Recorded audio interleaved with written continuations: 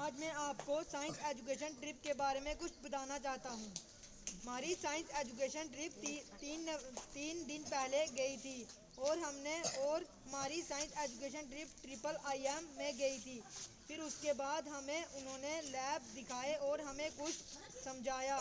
तो आज मैं आपको कुछ सुनाना चाहता हूँ। तो सबसे पहले हम कैंसर लैब की तरफ गए, जहाँ पर हमें उन्होंने कैंसर ड्रग्स के बारे में इंफॉर्मेशन दी। उसके बाद हम जानकी अमर हर्बेरियम लैब में गए, जहाँ पर हमें उन्होंने बताया कि पुराने पुराने पत्तों की टहनियाँ वह लाते हैं और हर्बेरियम शीट पर लगाते हैं।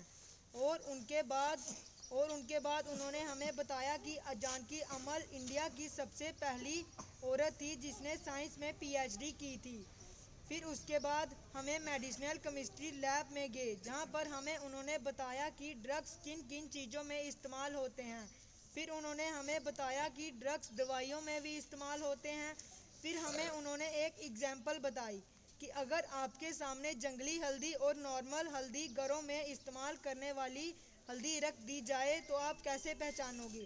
फिर बच्चों ने जवाब दिया कि घरों में इस्तेमाल करने वाली हल्दी की खुशबू अलग होगी और जंगली हल्दी जो घरों में जो नॉर्मल हल्दी जो घरों में इस्तेमाल करते हैं वो उनसे बहुत अलग होगी। उसके बाद हम NMR लैब में गए, जहाँ पर हमें उन्होंने बताया कि इस लैब में एक्सपेरिमेंट होते हैं। फिर उन्होंने हमें बताया कि यह सब बड़ी बड़ी मशीनें नाइट्रोजन गैस का काम करती हैं। फिर उन्होंने हमें बताया कि यह लैब HRMS है। यह पर हमें बताया कि अगर हम कोई वैक्सीन बनाते हैं तो सबसे पहले वो वैक्सीन हम जानवरों पर इस्तेमाल करते हैं।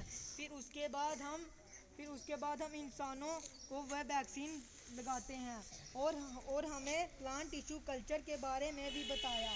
उन्होंने हमें बताया कि हम बाहर से छोटे छोटे पेड़ पौधे लाते हैं जिनकी ग्रोथ अच्छे से नहीं हो पाती।